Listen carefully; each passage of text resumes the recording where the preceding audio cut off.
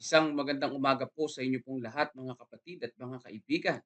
Nawa ay sa mga oras na ito ay nasa mabuti po tayong kalagayan. Yan. So ngayon ay ating pong pag-aaralan ang mga salita ng ating pong Panginoong Diyos sa banal na kasulatan. Ngayon po ay February 12, 2024. Ang hindi masusukat na yaman. Yan. Tayo po ay manalangin para po sa ating pong pagsisimula. Aming Diyos na siyang makapangyarihan sa lahat, na siyang nagbigay sa amin ng buhay. Kayo po ang aming tagapagligtas at ang inyo pong pag-ibig ay hindi masukat. Ang inyo pong kalooban sa amin ay wagas-wagas. At kayo po'y laging nandiyan upang kami alalayan. Sa mga oras na ito, O Diyos, aming idinadalangin ang aming pong pag-aaral dito po sa Mateo 13.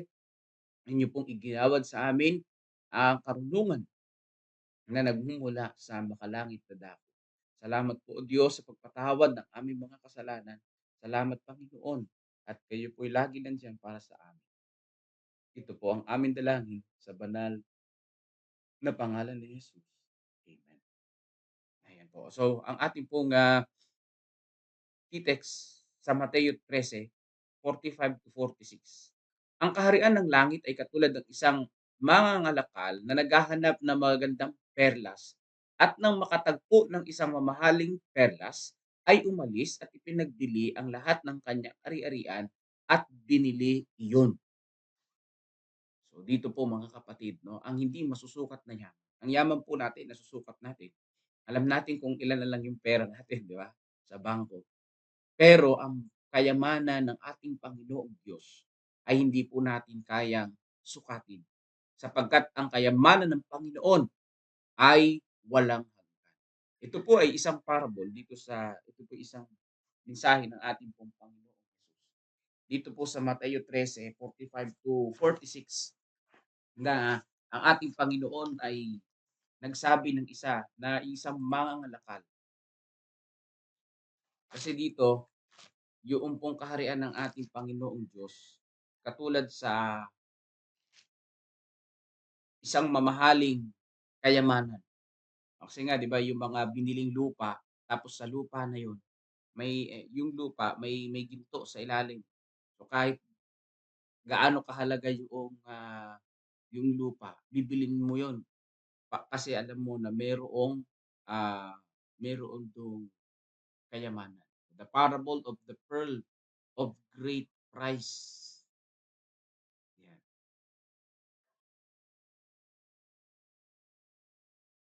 So dito po mga kapatid, yung isang mangalakal na ito, sabi po dito, hindi lang ito yung great price, the parable of dragnet, the parable of hidden treasures. Ayan, ito na nga yung treasure din. Binili niya yung land kasi meron doon kayamanan. Dito naman, yung pong naghahanap ng perlas at nang makatagpo ng isang mamahaling umalis siya at ipinagbili ang lahat ng kanyang ari-arian at binili iyon. Yan. Perlas na yun, yung mamahalin ay binili. Bakit mga kapatid? Sapagkat ito'y mamahalin at ito ay nabibenta ng hindi masukat na kayamanan. Dito po mga kapatid, anong ipinahihiwatig sa atin ng banal na kasulatan dito? Ito po ay merong kinalaman sa kaharian ng ating pong Panginoon. Kung ano po ang value nito. Yan. Sabi po dito, Jesus is not teaching that His grace can be bought or worked for. Ito po ang ating pong dapat na maintindihan. Hindi dito tinuturo ng Jesus Christ na yung biyaya niya ay pwedeng maibenta, oo, pwedeng mabili. Kundi binabanggit dito kung gaano ang value ng kaharian ng ating pong Panginoong Diyos. Kung ano po yung value ng kaligtasan. Na kapagka nasumpungan mo ang kaharian ng ating Panginoon, kapag nasumpungan ng isang tao ang kaligtasan, tatalikuran niya ang lahat-lahat ng meron siya upang kanyang makuha yung biyaya, yung kaligtasan ng ating pong Panginoon. Yan, katulad dito na isang merchant na pinagbili niya ang lahat ng kanyang ari-arian upang mabili yung mamahaling pearls na yun.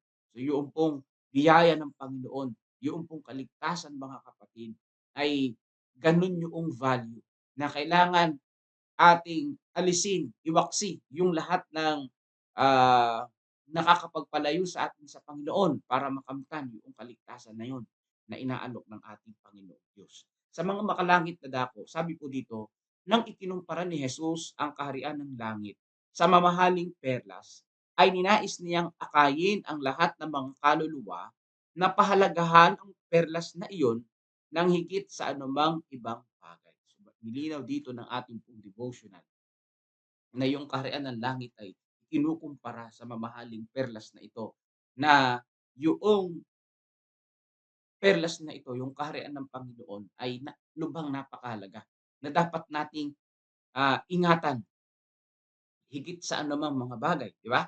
Ang pag-aangkin ng perlas na iyon na nangangahulugan ng pag-aangkin kay Kristo bilang personal na tagapagligtas ay simbolo ng pinakamalaking kayamanan. Yan. Ano daw po yung pinakamalaking kayamanan? Yung pinakamalaking kayamanan, mga kapatid, ay yung pong tagapagligtas natin, si Jesus Christ. Yan po yung pinakamalaking kayamanan. At walang iba na po pwedeng kumuha nito sa atin, mga kapatid. Walang iba na po pwedeng mag-commit nito sa atin. Ito po ay kayamanan na nagmumula sa ating pong Panginoong Diyos. May ilang humahanap, laging humahanap ng mamahaling perlas, di ba? Ngunit hindi sila lubusang nagpapasakop ng kanilang mga maling kinasanayan. Hindi sila namatay sa sarili nila upang mamuhay si Kristo sa kanila. Yan ang sinasabi natin sa introduction kanina, mga kapatid. Sabi dito, marami ang naghahanap ng mamahaling perlas. O ibig sabihin, maraming naghahanap ng kaharian ng Panginoong Diyos, 'di ba? Marami ang nag-iisip na makapunta sa langit. Kaya yung iba sumu-shortcut na lang, kapag namatay ay nandun na sa langit. Kapag namatay kasama na agad ang Diyos doon sa langit. Hindi ho, mga kapatid. Maliwanag sa banal na kasulatan. Kapag namatay po, mga kapatid, hindi po yan shortcut papunta sa langit. Kapag namatay, diretso sa libingan. Nag-iintay ng pagdating ni Jesus. Kung ikaw ba'y bubuhayin ng Panginoon o mananatili kang patay. Ayan po, mga kapatid, parurusahan ka ng Panginoon. Ganun yun eh. Hindi po shortcut yung 'pag namatay ka, eh, diretso ka sa langit, Iyan po ay maling paniniwala. Dahil sabay-sabay pong bubuhayin ng Panginoon sa ikalawa niyang pagbalik ang mga namatay sa pagdating niya. Yan, ano? Marami ang mga naghahanap ng kaharian ng Panginoon, pero hindi naman namumuhay ng ayon sa sinabi ng Panginoon. Hindi namatay sa sarili nila. Yoong nakasanayan na maling ayan, inaantok pa. Yang maling nakasanayan ay hindi po inalis, hindi isinorender sa Panginoon. So, kung talaga naghahanap tayo ng malaking kayamanan ng kaligtasan, yoong maling nakasanayan ay iso-surrender natin sa Panginoon. So, gano'n pala 'yan, ano, para ating makamtan yung kaligtasan na nanggagaling sa ating pong Panginoong Diyos. Napakagandang punto nun. Sa gayon ay hindi nila natagpuan ang mamahaling perlas. Ayan ang nakakalungkot. Hindi natin matatagpuan ang mamahaling perlas, ang kaharian ng Panginoon ng kaligtasan, kung hindi natin iwawaksi yung mali natin na kasanayan at tatanggapin ito. Hindi nila alam kung paano magkaroon ng kapayapaan at pagkakasundo ng kaluluwa, sapagkat kung walang lubusang pagsuko ng sarili, ay walang kapayapaan, walang kaligayahan. Kinakailangan pala na may pagsuko sa sarili. No? Surrender ourselves to God. At sabi dito, kapag isinuko natin ang ating sarili sa Panginoon, doon ay may kapayapaan, doon ay may kaligayahan. Pero habang hindi natin isinusuko ang ating pong mga buhay, walang kaligayahan, walang kapayapaan. Sinasabi dito sa ating pong devotional. Malapit nang maging Kristiyano, ngunit hindi lubos na Kristiyano. Meron palang ganun, ano? Malapit na maging Kristiyano, konting tulog na lang Kristiyano ka na. Pero hindi pa lubos na Kristiyano. Sila'y parang malapit sa kaharian ng langit, ngunit hindi sila makapasok doon. Puwede pala yun, ano? Puwede pala na ikaw ay malapit ka na dun sa venue ng concert, pero hindi ka makapasok kasi wala kang ticket. Kung malapit na magsimula yung basketball tournament, pero hindi ka makapasok, kasi wala ka ngang ticket. Eh, ganun tayo, mga kapatid, ano? Parang malapit na tayo sa langit, pero hindi tayo makapasok dahil sarili natin ang dinadala natin, hindi ang ating Panginoon. Ang halos ligtas ngunit hindi lubusang ligtas ay ang pagiging paraang hindi halos nawawala kundi lubusang nawawala. Yun pala yun. Yung hindi parang ligtas, hindi lubusang ligtas, walang maligamgam dun kundi nawawaglit ka. Yung ang akala mo parang maliligtas ka, parang pero hindi. Kasi pala sumasamba ka sa Panginoon, pero meron ka namang ginagawang kabalbalan na hindi mo ibinabaksi sa harapan ng Panginoong Diyos. Masakit pala yun ano? Parang almost saved ka, pero hindi. Yun ang masakit dun, yun ang masaklap dun, ano? Alam mo yung kaligtasan, pero hindi mo naman tinatanggap si Jesus bilang tagapagligtas ng iyong buhay. Kapagka may opportunity na siya iiwan mo ang Panginoon. May gano'n, eh, 'di ba? Oh, dun pa nga lang sa pagpasok sa school, sa office, na ipagpapalit mo yung Panginoon, almost saved but not yet. Alam mo, yun ang mahirap dun. Pagdating ng Panginoon sasabihin niya, "Hindi ko kayo kilala." 'Di ba meron dun sa banal na kasulatan, "Hindi ko kayo nakikilala." Grabe yun. Sa talinhaga, ipinakita ang pangangalakal na nagbebenta ng lahat ng pag-aari para maangkin ang perlas na may malaking halaga. Napakagandang kapahayagan nito sa mga may napakataas na pagmapahalaga sa katotohanan na kanilang nagawang bitiwan ang lahat nilang pag-aari para maangkin nila ito. Ito yung nakilala si Jesus Christ pagkatapos inalis yung lahat ng mga bisyo na meron sila.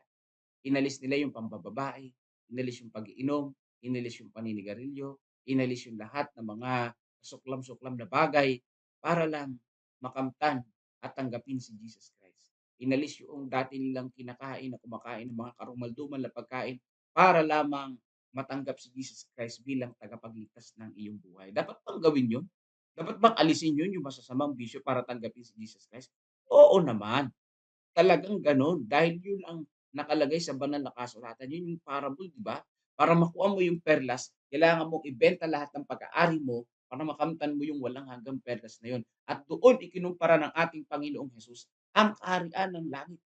'No, yung value ng kaligtasan mga kapatid, yung value ng ating Panginoon na kailangan mong iwaksi yung lahat ng meron tayo na yung maling mga nakasanayan para lang makamtan ang ating pong Panginoong Hesus. Ayan, full surrender sa harapan ng Panginoong Diyos. Nang hawak sila sa pamamagitan ng pananampalataya sa kaligtasang ipinagkaloob sa tao, sa sakripisyo ng bugtong na anak ng Diyos, ang katwiran ni Kristo bilang isang malinis, maputing perlas ay walang kapintasan, walang kasalanan at hindi nabahiran. Yan po mga kapatid. Ano po yung pong ah, walang kapintasang katwiran ng ating Panginoon. Ayan po, walang kapintasan, walang kasalanan ng ating pong Panginoong Diyos. Yung kanyang sakripisyo, nararapat lamang na magsakripisyo tayo ng lahat ng ating pong mga ginagawang pagkakamali dahil ang ating Panginoon ay unang nagsakripisyo na sa bawat isa sa atin. Walang gawa ng tao ang makapagpapabuti sa dakila at mahalagang mga katotohanan sa salita ng Panginoong Diyos. Yan ang totoo dyan. Ang mga ito ay hindi pinagsamang katotohanan at kamalian. Ang mga ito ay walang kapintasan. Kaya yung mga gawa natin, walang magagawa para tayo ay maligtas, di ba? Iyaan yung mabuting gawa natin galing yun sa Panginoong Diyos. Yun ay bunga na tinanggap natin si Kristo bilang tagapagligtas ng ating pong mga buhay. Lagi nating tatandaan ang sabi dito, ang katotohanan at kamalian ay hindi po pwedeng magsama. Kaya kung merong mali sa atin, iwaksi natin yun at tumawak tayo sa ating Panginoon at ang katotohanan ng ating palaging yakapin. Sa tulong ng ating Panginoong Diyos. Sabi dito, si Jesus ay handang tanggapin ang lahat ng lumalapit sa kanya na may tapat na puso. Hmm.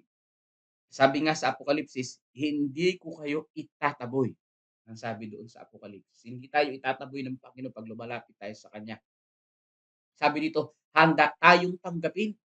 Kaya lang hindi tayo handa, mga tao, karamihan hindi handa na alisin yung mga wrongdoings natin. Hindi natin handang iwaksi, surrender yung mga maling gawa natin. Yun ang masakit doon. Ngunit hindi niya hayaan ang kahit isang maliliit na bahagi ng pagkukunwari at hindi katapatan. Siya ang tanging pag-asa natin. Alam natin mga kapatid, no, na meron tayong pagkukunwari, meron tayong hindi pagtatapat. Pero sinasabi dito ng banal na kasulatan, magtapat tayo sa ating Panginoong Diyos. Huwag tayong magkunwari, no? Tayo ay palaging sa Panginoon tumingin, sa Panginoon lumapit, at sa Kanya lamang tayo sumamba at wala nang iba. No? Siya ang ating pasimula at siya rin ang wakas. Ayan. Siya ang ating araw at sanggalang, ating karunungan, ating kabanalan, ating katuwiran. Tanging sa kapangyarihan niya maingatan ang ating mga puso araw-araw sa pag-ibig ng Diyos. Ayan.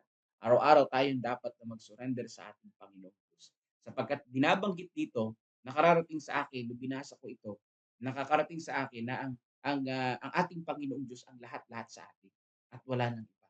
Kung ano man ang matinding pangangailangan natin, si Jesus ang ating pangangailangan.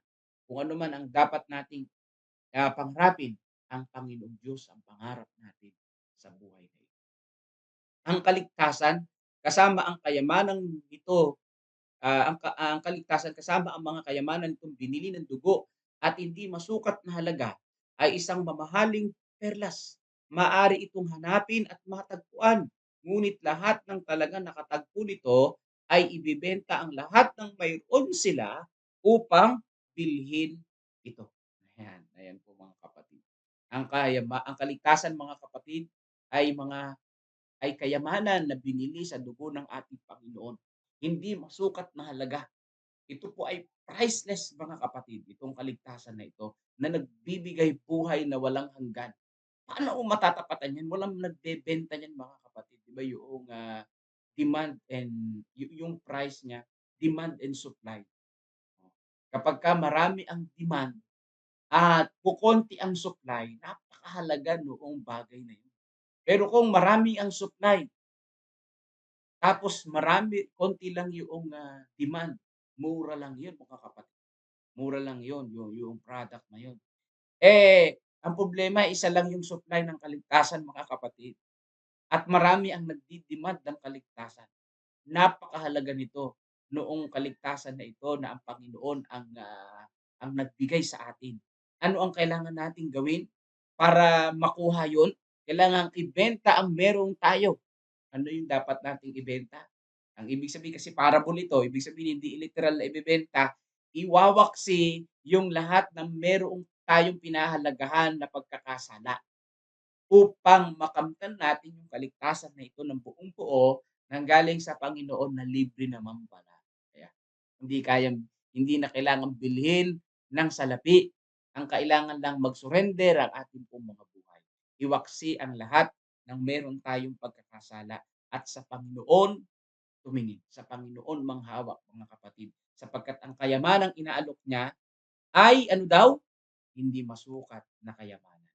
Kaya sabi sa 13:45 to 46 ng Mateo, ang kaharian ng langit ay tulad ng isang mangangalakal na naghahanap ng magagandang perlas at nang makatagpo ng isang mamahaling perlas ay umalis at ipinagbili ang lahat ng kanyang ari-arian at binili iyon. Nawa, mga kapatid, sa mga umaga na ito ay ating pong pahalagahan ang kaligtasan mga kapatid na ito'y walang katumbas na halaga. Ito po ay binili sa dugo ng ating Panginoong Diyos na dapat nating panghawakan at ibahagi sa iba. Iwaksi natin yung ating mga ginagawang pagkakasala sa ating pong mga buhay at tayo patuloy na tumingin sa ating pong Panginoong Diyos at wala ng iba. Kaya sa umaga po na ito, tayo po ay mga nanalangin sa pangunguna ni Brother Melvin Vilasano sa pakikinig natin ng awit papuri sa ating Panginoon. Kasama sa panalangin ang lahat ng may mga karamdaman, ang lahat ng mga na may mga pagsubok sa buhay, ang ating pong evangelism, yan sa Manila. At dito sa West ay sa March, yan, isama natin sa panalangin mga kapatid. Nawa ay gabayan tayong lahat ng ating pong Panginoong Diyos. At ako po ngayon ay papunta sa Central Luzon Conference para kunin yung pong mga budget at mag-request uli sa Voice of Youth. Ayan, pupunta po ako roon ngayon.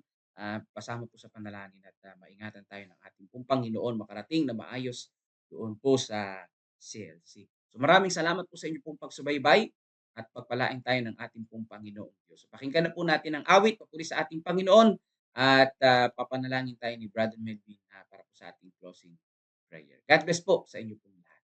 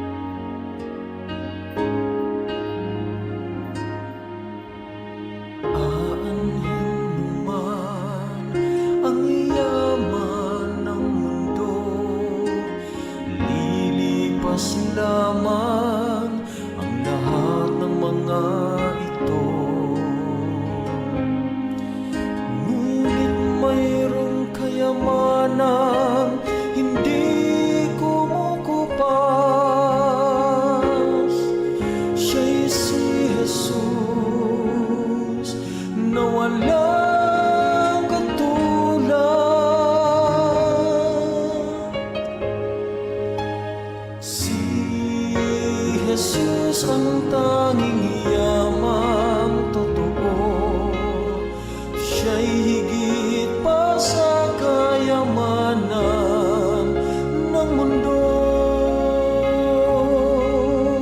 Wala ka nang hahanapin sa kaniya kung ika'y lubos na magtiwala.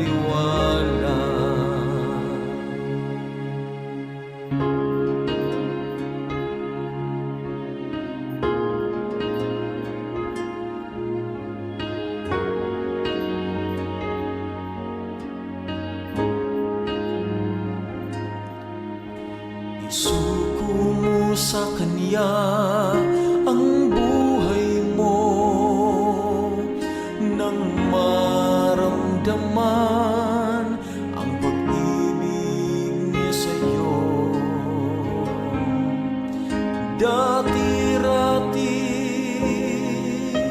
ika'y naguguluhan, ngunit ngayon si Jesus na ang iyong kayamanan.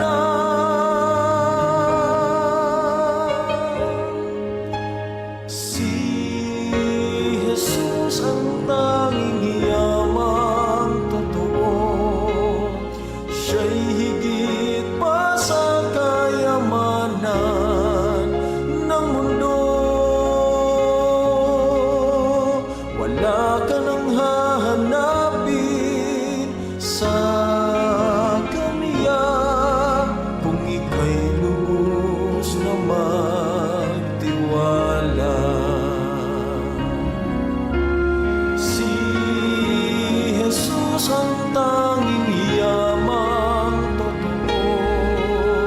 Siya'y higit pa sa kayamanan ng mundo.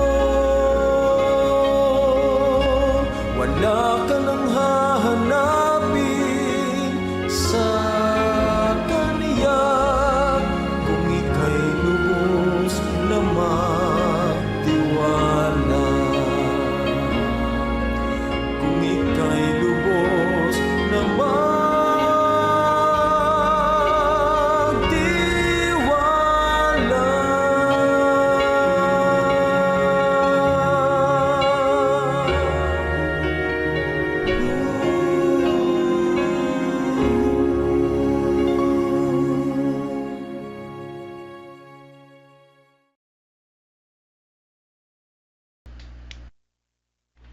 Amen mga kapatid, ano po? Si Jesus ang tanging yaman. Wala na tayong mahanapin pang iba, ano po? Nasa Kanya ng lahat. Sabi nga sa isang quote na nakita ko if God is the only thing you have, you've got everything you need. Galing ano? Kung ang Diyos lang ang tanging mayroon ka, nasa iyo ng lahat ng iyong mga pangailangan. Yan, ano po? Kasi ang nagiging problema ng mga tao yung paghahangad ng much more. Hindi na sisiyahan yung tao, yun ang nagiging problema, no? Pag meron ka na nito, gusto mo pa mas marami pa, mas marami pa, mas marami pa. Yan ang nasisilaw tayo sa mga bitag ni Satanas. Isang magandang lesson sa umaga na ito at talaga namang ang daming mga puntos na ating narinig sa umaga nito. At isa sa pinakamaganda yung supply and demand, sabi ni Pastor, no? Maraming nagdi-demand ng kaligtasan, kakaunti ang supply. Bakit kakaunti yung supply? Kakaunti yung willing sumunod. Ano po? Willing sumunod. Sabi nga dito, malapit ng maging Kristiyano. Aba, mga kapatid, isipin natin, ano? Tayo ba nabibilang sa malapit ng maging Kristiyano? Ngunit hindi lubos na Kristiyano. Masakit ito pagka ating ipinagkikatong mata, kasali pala tayo rito, no? Ano daw yung palatandaan? Sila'y parang malapit sa kaharian ng langit, ngunit hindi sila makapasok doon. Bakita mo, nasa pinto na, no? Pero hindi makapasok. Bakit sinabing nasa pinto na? Tayo kasi alam na natin yung katotohanan, eh. Alam na natin, eh. Hindi nga lang natin maisabuhay. Kaya tayo nasa pinto na, ngunit hindi makapasok. Napakasakit na katotohanan. Pero kung alala na po, kaya patuloy tayo nakikinig ngayon sa devotional dahil willing tayo magbago. Yun ang maganda, po. Yun ang willing Yung ating willingness ang maganda, no? Isang example din yung di natin maiwan yung ating mga maling gawi. Kahit alam na natin na mali, di pa rin natin maiwan. Kaya tayo hindi makapasok sa pinto ng kaharian. Nasa pinto na hindi makapasok. Isang example dyan yung lagi natin pinapanalangin, "Oh Lord, naway alisin mo ang bundok na nakaharang sa aking dadaanan." Pero nung gusto ng Panginoon, akyatin mo yung bundok kahit mahirap, sasamahan kita. Diba? Huwag natin ipanalangin na alisin yung bundok. Pagkus ipanalangin natin, samahan mo po ako na makatawid sa bundok na mataas na maraming panganib. Diba? So yan, sa pamamagitan ng ganyan, willing tayo na magpasako sa Panginoon, maiiwan natin yung ating mga di maiiwang mga gawi. Sabi nga ni Pastor. Kaya napakaganda ng lesson ito sa umaga nito. Naway lahat ay ating maalala, maisip. At nang sa ganun, di lang tayo yung parang squatter sa labas ng pinto, no? Kundi nasa loob tayo na nangaakay ng iba pang nasa labas papasok. Purihin ang Panginoon sa umaga na ito, mga kapatid. Let's pray po. Amang banal na makapangyarihan sa lahat, kami po unang-una ay humihingi ng kapatawaran sapagkat kami narito na sa harap ng pinto ng inyong kaharian, ngunit kami ay hindi makapasok.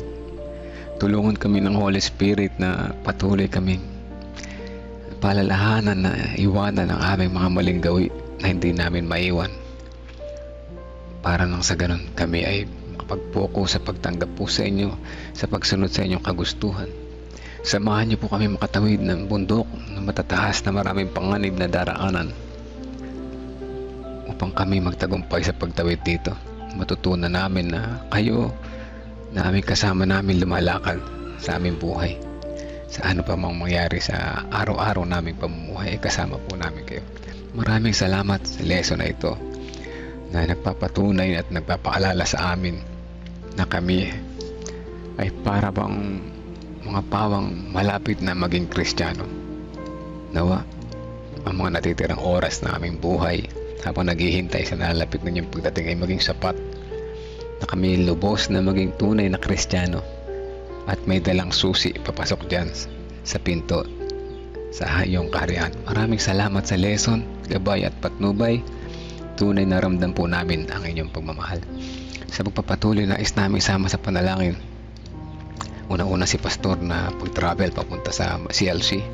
Ingatan po siya sa daan at ilayo sa anumang kapahamakan hanggang makauwi siya ulit mamaya sa kanilang bahay na ligtas. Dalangin din namin ang mga kapatiran na nakikinig ngayon. Nasamahan kami sa maghapon ng aming mga gawain. Kung kami man ay magta-travel at gagawa sa Bukirin ay kung ano man ang aming gagawin, samahan niyo po kami, kayong manguna sa aming pag-iisip, pananalita at mga gawa upang kami po ay maging karapat dapat po sa iyo. Palagi namin maalala na kasama namin kayo sa amin pa mang aming mga lakad. Patuloy din namin sinasama sa panalangin ng mga kapatiran na yung mga prayer request pa rin. Kasama namin ang mga Bible students na sa ngayon ay pinangangaralan sa iba't ibang lugar, ano ay karunungan ang igawad sa amin. At gayon din naman sa kanila na nakakatanggap ng lesson. Gayon din sa mga bagong binyagan, amay po ito sinasama sa panalangin na patuloy na silang maging matatag sa pananampalataya upang sa ganun sila ay hindi matukso ng mga kaaway, hindi masilaw sa kanilang mga nakikita sa kanilang paligid. Amin din sinasama sa panalangin ang mga kapatiran na nagpapagaling, nagpapalakas, at ang mga may karamdaman at ang mga nasa recovery period. At una-una si Ana Rosbel Tolentino, good health ang aming dalangin para sa kanya. Ano man ang kanyang status ng kalusugan sa mga oras na ito, ay alamin po ito nilalapit sa inyo. At hipuin po siya na inyong mapagpagaling na kamay, hindi lamang pang-physical na karamdaman, lalo higit sa pang-spiritual din naman. At gayon din nag-good health sa mga anak ni Medin Peligro Kutaw na si Hara and Cory, ang family din na Timilen kasama ng kanyang mga anak at kanyang mga apo. Kalusugan din ang aming dalangin para kina Sister Rose Cris Encarnado at sa kanyang buong pamilya, at gayon din si Sister Dang de la Cruz. At ang mga Bible students na aming nabanggit sa Tabacao, dyan sa San Antonio, ang mga Bible students nila Ate Flor Erilia, na ang pamilya nila Tata Cesar at Heidi De Leon, at pong samahan sila sa kanilang pag-aaral ng Biblia tuwing Sabado.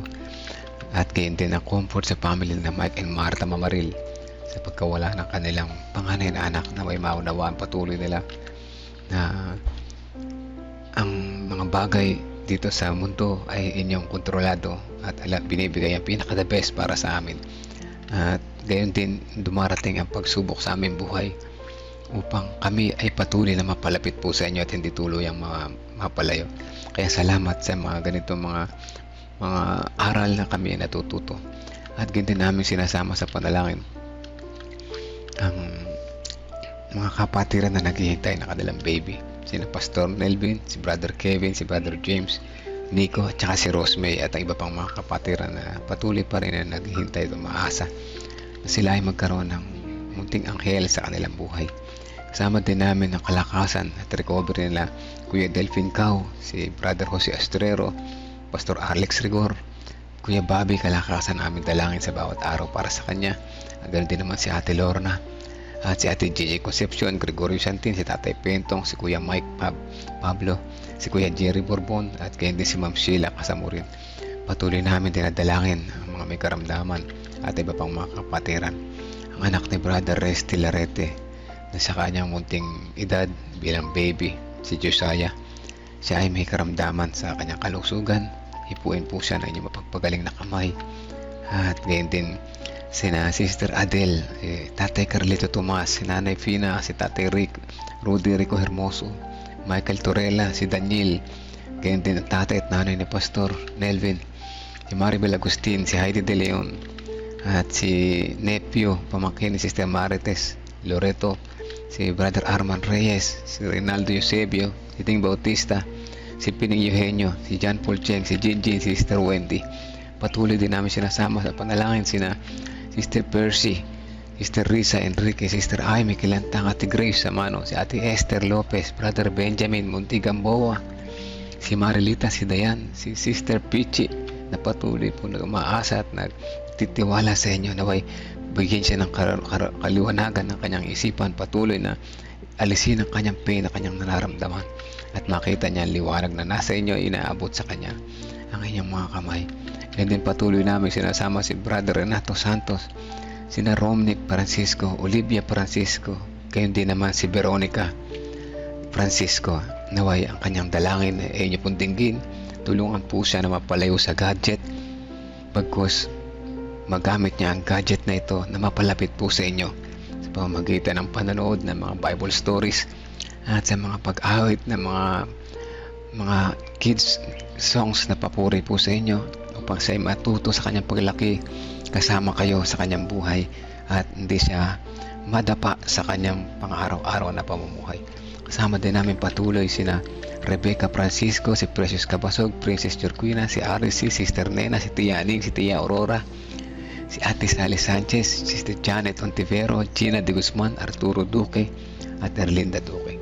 Mga kapatiran po ito na namin nabanggit ng mga pangalan ay may ang ilan ay malubha ang kalagayan, ang iba ay nag-aalala, ngunit kami ay patuloy pa rin lumalapit at nagtitiwala sa inyo na inyo pong ipagkakalob sa amin ang aming mga kahilingan ayon sa inyong kalooban, at alam namin na kayo ang pinakmarunong, pinakmahusay na doktor manggagamot, di lamang pang pisikal, ngayon din pang espiritual namin karamdaman. Patawad po kung kami man ay nagkulang at nagkasala. In Jesus' name we pray. Amen. Amen.